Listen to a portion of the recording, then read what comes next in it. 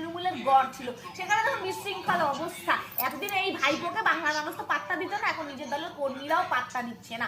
এই ভাইপো আবার স্টেজের থেকে বলে আরো দাঁড়া পড়া বস, আমাকে বলতে দে। বস আমায় বলতে দে।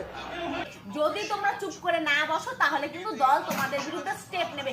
দলের স্টেপ নেওয়ার কোনো দরকার নেই, শুধুমাত্র 23শে এপ্রিল আর 29শে এপ্রিল আস্তে আস্তে না এই যে বিশৃঙ্খলাটা এখন দেখছে স্টেজের নিচে, এটা স্টেজের ওপরে হবে, আপনার মাথার ওপরে হবে, আর আপনাকে স্টেজ থেকে আপনার দলের কর্মীরাই ভাগাবে। তার কারণ আপনারা এই নিজেদের ক্ষমতাকে ধরে রাখার জন্য নিজের দলের কর্মীদের বলেছিলেন যা খুশি তাই করো না কেন, শুধুমাত্র ক্ষমতায় টিকে থাকলেই হবে।